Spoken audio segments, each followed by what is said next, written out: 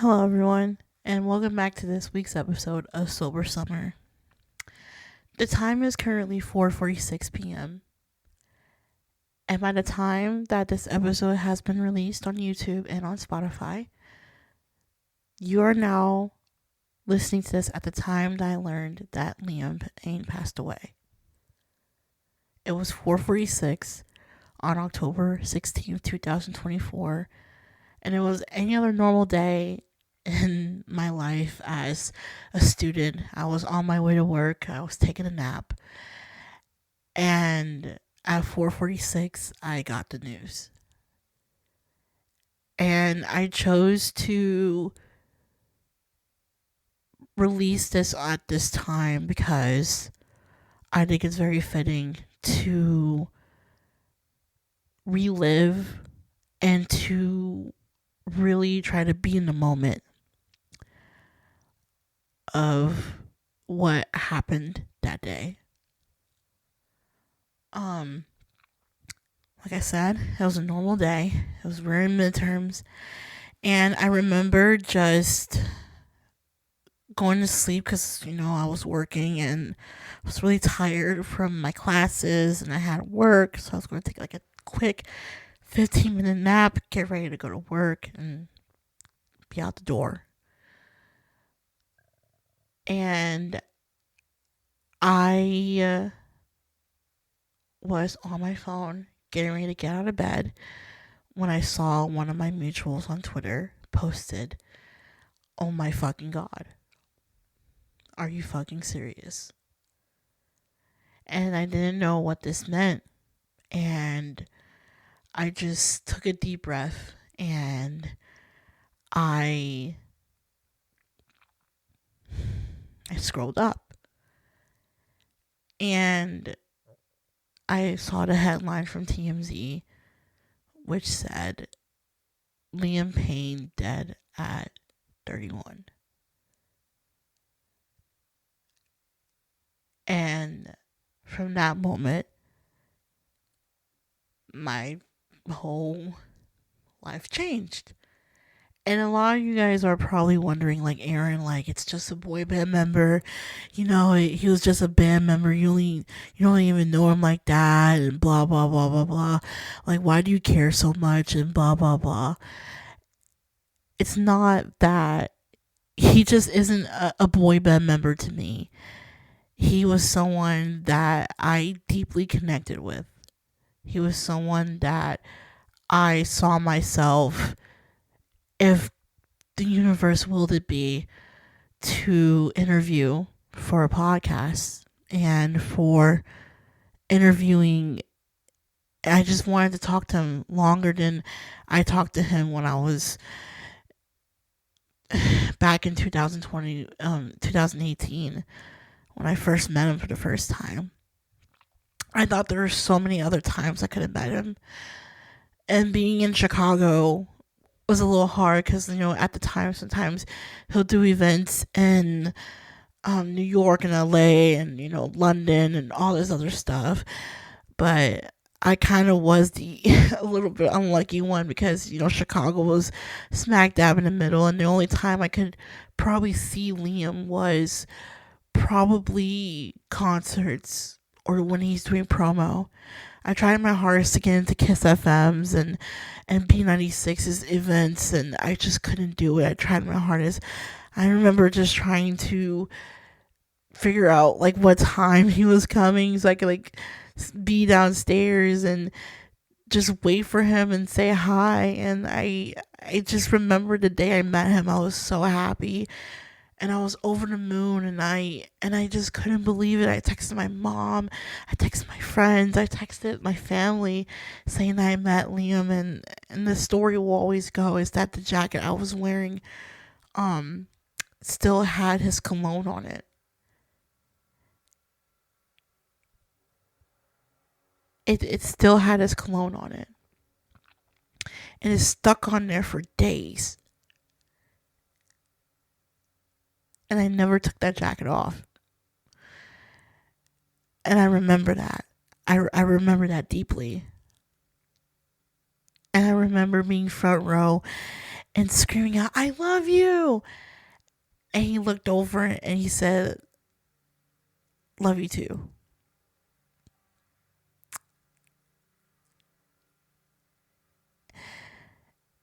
Those memories I'll never forget. And it's really hard to talk about Liam in past tense.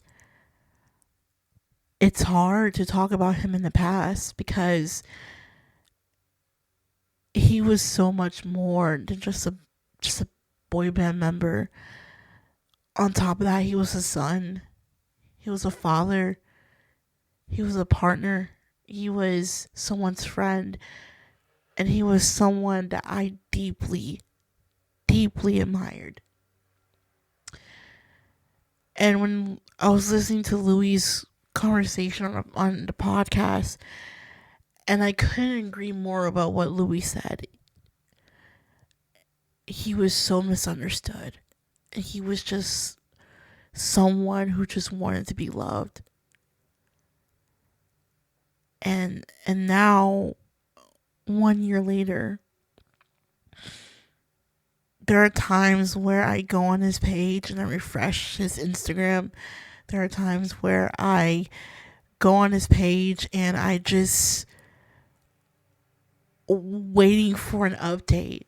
There are some times that I go and I go on his email, and because there's still links, the link to his old email where he used to like read fans' emails that they sent him, and I would send them just emails about how I was feeling. And even though he's never going to read those, in my heart that sometimes, with me, I feel like people can, like, ones that departed can read messages, and sometimes that's just some way that I can get a message to him. Sometimes I talk about to him out loud. Sometimes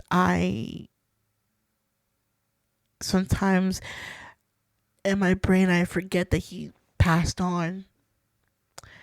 In my brain sometimes I feel like he's just on a long vacation and he's just somewhere in the world minding his business, drawing in the forest or drawing and making music and just making music to himself and not releasing it, and he's just taking space and just is away from the noise and the quiet. He kind of became a recluse or something, like he's just sheltered and he's protecting his peace. That's in my brain. That's where he is. So it's hard to comprehend that he's 6 feet under in a box. And what remains of him is just bone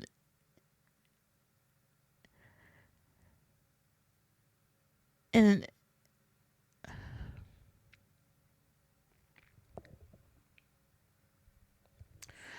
what remains of him, I can't picture it. I can't see Liam decaying in a casket.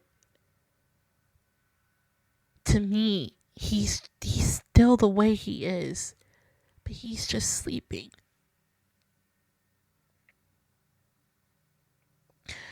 What he looked like when he was sleeping. That's all I can picture it. He's not decaying. He didn't decay. He's not decaying. He's just sleeping.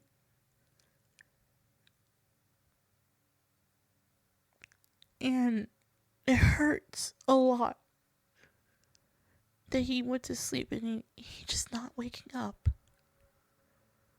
He's not waking up. And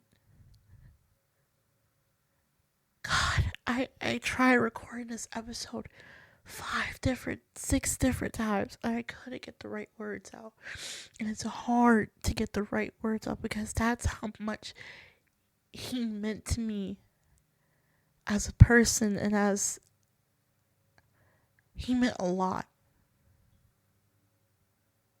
to me, to my friends, and to so many directioners and so many people who loved him. But he meant a lot to his mother and his father and his sisters, to his son, to the mother of his son, to his girlfriend, to his friends, to his old classmates, to people who knew him personally. I only knew like the outside version of him. I knew the boy band member of him, version of him. I knew the social media version of him.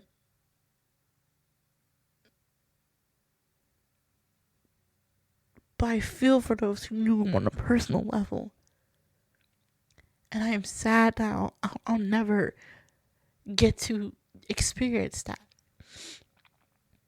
But what I do say is that while I am sad that Liam departed us today, a year ago, I am so freaking blessed to have lived in the same lifetime as him. I am incredibly lucky. And I am incredibly lucky that I got to tell him I love him. And I meant that. I really, really mean that. I loved Liam.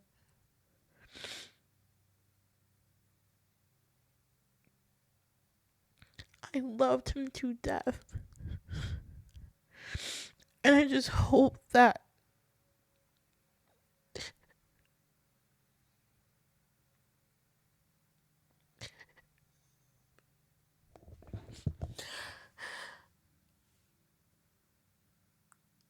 I just hope that wherever he is,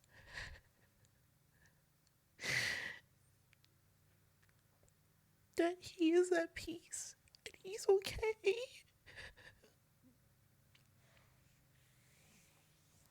That's all I wanted him to be. It was okay. And I really hope that he's okay. And it's like I was telling a friend of mine, I was like, I never felt this much pain in my life. And there's a few times I really cried over somebody.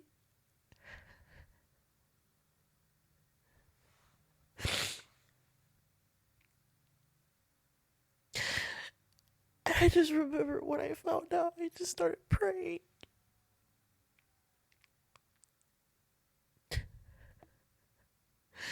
I was praying for his mom and his dad. I was praying for Bear. I was praying for Kate. I was praying for Niall because he's the last person that saw him. And I can't imagine how traumatic that is. And I commend Louis for just trying to clear the air and being there for him. And I commend him and Zane for healing and trying to heal their friendship and getting closer. And I commend Harry for just taking care of himself, because that poor man. I commend Kate for just keeping his name alive.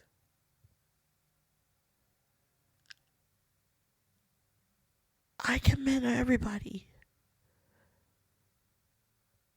And even just talking about Liam, I'm like, I don't know if you guys can tell, but I'm crying because I can't cry. I don't want to cry on camera because it's going to record how I'm feeling right now. And there's emotions, there's still love for him. And I was praying that he was getting better. I prayed that he got better. I was praying that he was going to get better.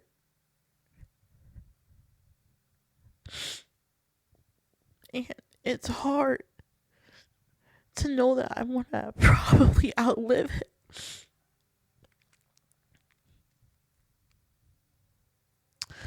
That's really tough. And when I talk about him earlier in the podcast, I was comparing it to when Corey and Monteith died, and Corey and Liam were like 11 years apart. They were born 11 years apart, and they died 11 years apart. And that's so unfair.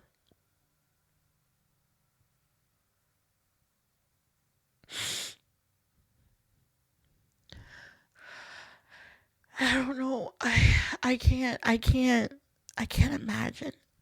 It's been a year, and it hurts.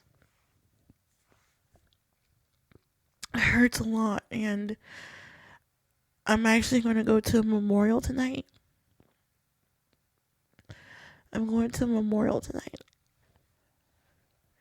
and I'm going to take my Bible with me, because I know I'm going to pray about it. I know I'm going to read. I know I'm going to be in tune with God while I'm down there and try to figure some stuff out. But like, I wanted to, because I had something I wanted to read. I just don't think it's fitting for this episode. So I'll end this episode with something that I was reading. And for those who don't know, I committed to my relationship with Christ on March 7th of last year, and I am planning to be baptized March 7th of next year, or at least on my third silver anniversary. And I was reading my Bible around the time that Liam passed on, and I highlighted some stuff that I wanted to share with you all, because I think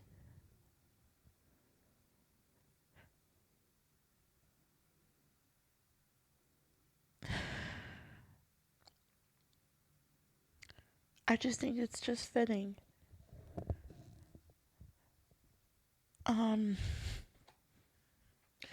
And this reading comes from Psalms 17. And I'm also going to read from Psalm 18. I'm just going to start with Psalm 17, Psalm 17, and I'm going to start from verse 2, and then work my way through the highlighted from Psalm 18. And the words reads, from Psalm 17, 3 to 4, you tied me by fire, but find no malice in me. My mouth has not transgressed often like others do. From Psalm 18, it reads,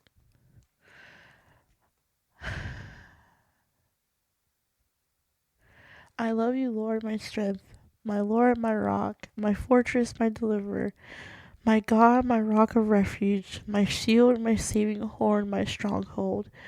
Praise be the Lord, I exclaim. From 17, he reached down from high and seized me, and drew me out of deep waters. He wrecked me from my mighty enemy, from foes powerful for me. They attacked me on my day of distress, but the Lord was my support. He set me free in the open. He rescued me because he loves me. Verse 21 reads, the Lord acknowledged my righteousness and awarded my clean hands. 31 reads, the Lord is unwearying. God's way is unwearying. The Lord's promise is redefined. He is a shield for all who take refuge in him. Truly, who is God except the Lord? Who is our God is the rock. Verse 36 reads from Psalm 18, you have given me your saving shield. Your right hand has upheld me. Your favor made me great. You made room for my steps beneath me, my ankles never twisted. You guarded me with valuable reward, suggested my opponents beneath me. You made my foes expose their necks to me. Those who hated me I silenced. You rescued me from the strife of peoples.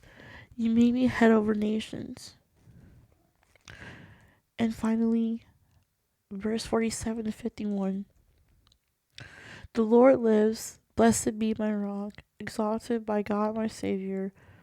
O God who granted me vengeance, made people subject to me, and saved me from my enemies.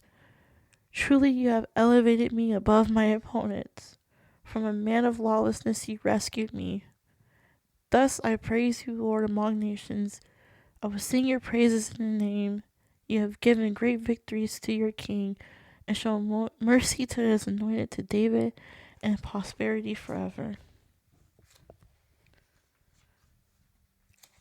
And I'm going to read you, finally, one of my favorites. And a lot of you guys might know this one. But it's from Psalm 23. The Lord is my shepherd. There is nothing I lack, or whom shall I fear? In green pastures he makes me lie down. To still waters he leads me. He restores my soul. He guides me along the right paths for the sake of his name. And even though I walk through the valley of shadow of death, I will fear no evil, for you are with me. Your rod, your staff comfort me. You set a table before me in front of my enemies. You anoint my head with oil. My cup overflows. Indeed, goodness and mercy will pursue me for all the days of my life, and I will dwell in the house of the Lord for endless days. Amen. Liam is and forever will be loved, and it was a great honor and privilege to live in the same timeline as him.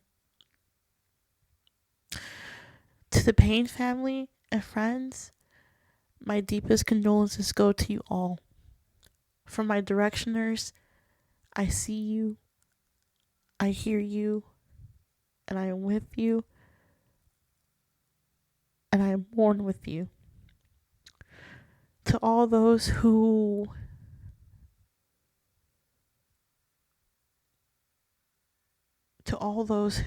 knew Liam personally, I see you and I love you. And to Pano, to Liam, to my guy, to my dude, to my favorite person,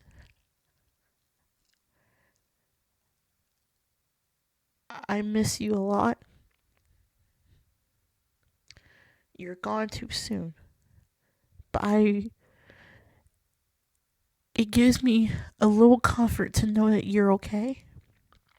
To know that you may be at peace. And I pray that you continue to show all of us signs that you're with us. To show that you're still here.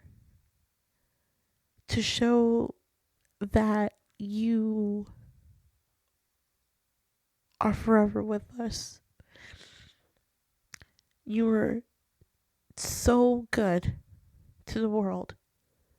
Even through with your struggles and with everything you went through, you were still so kind.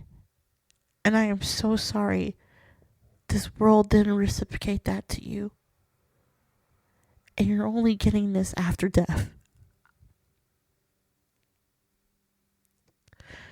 But it gives me so much peace to know that whenever a One Direction song comes on, and whenever I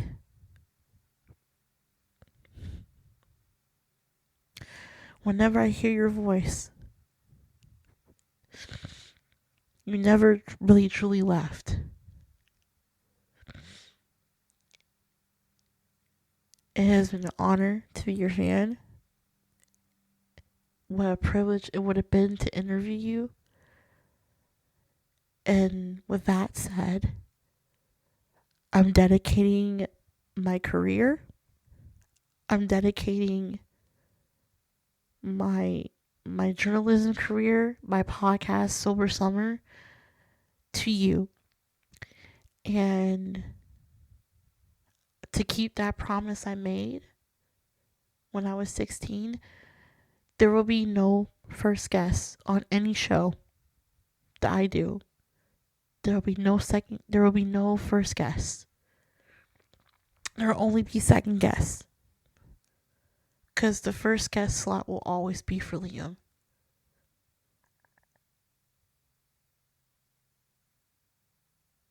That will always be for him. And until my time comes, I can't wait because we have a lot to talk about, Liam.